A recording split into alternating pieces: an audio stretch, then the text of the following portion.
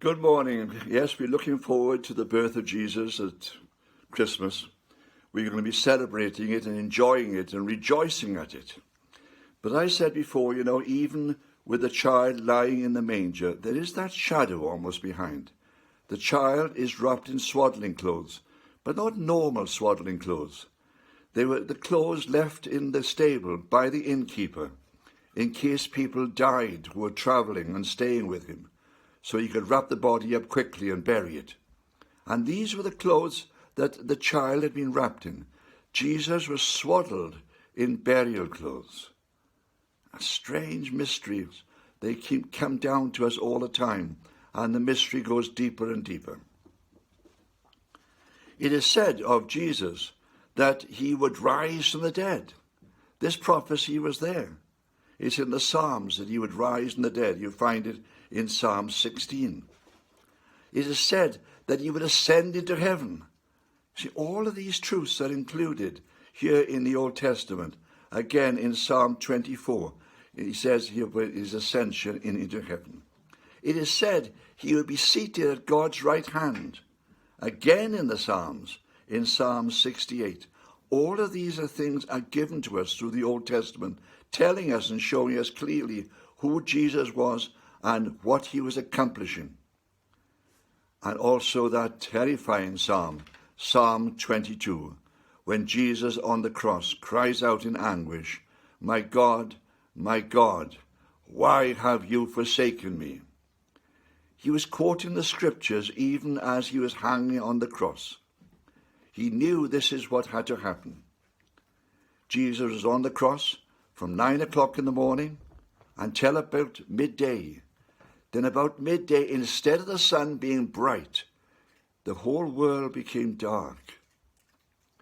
Jesus was going right into the very pit of destruction itself, dealing with forces beyond our understanding, combating forces of evil which are beyond anything we ourselves could possibly comprehend. Here he was doing battle on our behalf, just hanging on the cross, not really speaking much, not doing much, but through his death confronting all the forces that would try and destroy you and me.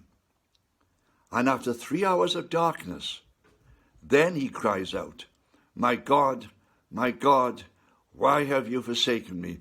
He's coming towards the end. And as you read through Psalm 22, and I advise you to read it, you can see his thinking at that psalm. For although it starts off with almost despair, it ends up with rejoicing because he suddenly realizes he's come to the point of victory. And as he prays that psalm on the cross, the light comes back. The light comes back. And then hanging on the cross, he's able to utter those final words. And he says quite simply, it is finished. And the word he uses is the word which is used in a bill when it is paid. If a person offers you a bill for work he's done, and you pay the person the full price, and the person takes the bill and he puts on the bill, paid in full. Well, the same word is used here. Jesus says it is finished. That what he is saying is it is paid in full. And then he says something amazing. He says, Father, into your hands. And again we get a strange word in the English. It says, into your hands I commit my spirit. But if you look carefully in the Greek, it says quite simply, into your hands I deposit my spirit. I deposit my spirit. Deposited there into God's care, so that once again, in a few days' time, he'll be able to take it up and rejoice as he comes out of that grave into a new life that no one can ever take away, to offer that same life to you and to me. And this is what we're looking forward to at Christmas, Jesus coming into the world to actually do this. Oh yes, he ascends to heaven. He is now seated at the right hand of God. By the way, he's not sitting on his own throne. He is sitting on the right hand of the Father. because his throne, Jesus' throne, is set here in this world. This is where he is going to be enthroned. He is going to be enthroned on the mercy seat in Jerusalem. That is where he is going to be enthroned. King of the Jews, King of the world, ruling the world from Jerusalem. These are all strange mysteries.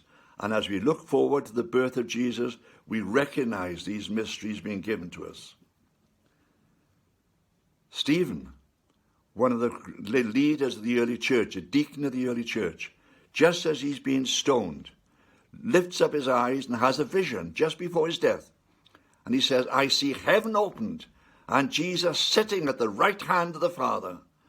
And the people are so angry about this declaration because they too knew what they were dealing with. As these people knew the scriptures, and they knew he was quoting from Isaiah again and from the Psalms. And he was saying quite simply, this Jesus is the one we love, the one we respect. Amen.